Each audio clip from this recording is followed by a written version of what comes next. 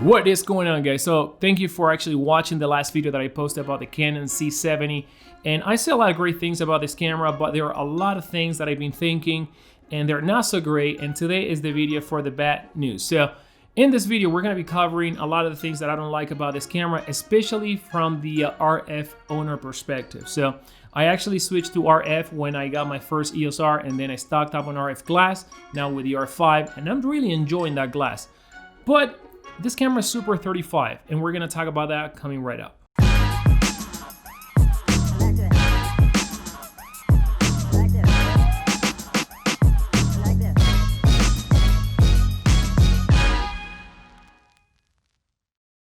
Welcome back to the channel, guys, and unless you have been living under a rock and you don't know that I'm giving away a Sony A7C, well, you can do it by simply subscribing to this channel, enable notifications, and go follow me on Instagram and Twitter at Gaston Shutters. I'm going to be announcing the winner on December 24th, the 25th for Christmas. So good luck to all of you guys, and let's actually go right back into the rant, maybe? Yeah, kind of like a rant.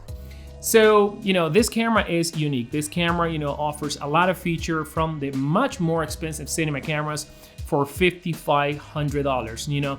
Features a Super 35mm sensor, 4K up to 120 frames per second, 2 SD card. I talked about all the features in my last video.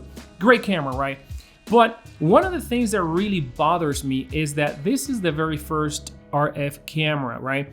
And when I stocked up on my RF glass was because of the full frame cameras that were out there at that time, the RP, the EOS R, and now the EOS R5 and EOS R6. So all those cameras are full frame. So when we spend all that money buying, the 15 to 35 f2.8, for example, or the 50mm f1.2, we're paying for the focal length, we're paying for the quality of the glass, and we're paying for the shallow depth of field and fast aperture of the lens.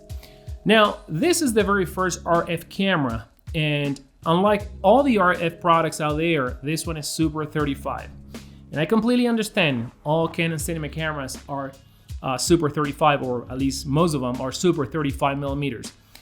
But the RF was designed, with full frame in mind, and all the people that actually use that glass, they enjoy the full frame and the full capabilities of the glass without any constraint. Now, Canon also released this speed booster focal reducer that allows people with EF glass to adapt it, and your EF glass, let's say 24 f4 for example, now becomes a 24mm without suffering the crop. I think the crop is very, very minimal. It's almost like full frame, and on top of that you gain a stop of light, so that that f4 now becomes an f2.8. So okay, that's great, right? But what about people with the RF system, those that have been investing in the RF system? Now, your super expensive glass that you spend money on, like the 15 to 35mm f2.8, for example, now becomes a 24mm to whatever it is, the conversion, right?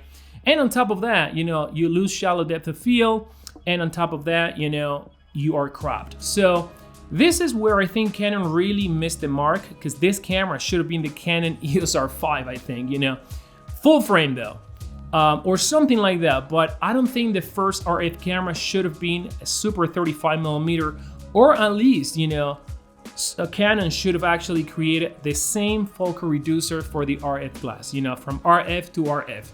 So this is where I think, my conclusions are done, and I'm not gonna be getting this camera.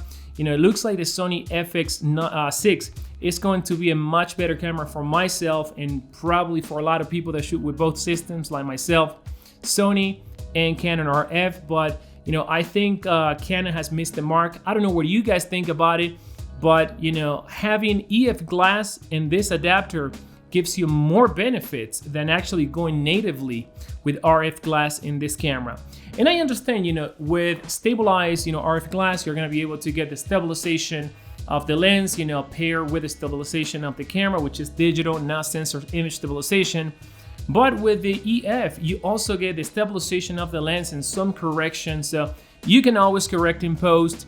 And this is what I understand, this should have been the camera that was the perfect match for the RF glass, not a camera where with a native glass becomes worse than with an older line of glass like the EF and a speed booster. So Let me know what you think. This is gonna be the end of my rant, and probably I am going to cancel my pre-order just because of that. You know, the Sony FX6 is going to be full frame. I have a lot of Sony glass, and you know, hopefully, I mean, unless some of you guys change my mind, but you know, I've been trying to wrap my head around this, and I just find this as a kind of like contradiction. So let me know in the comments down below, guys, and as always, subscribe to this channel for more content like this one.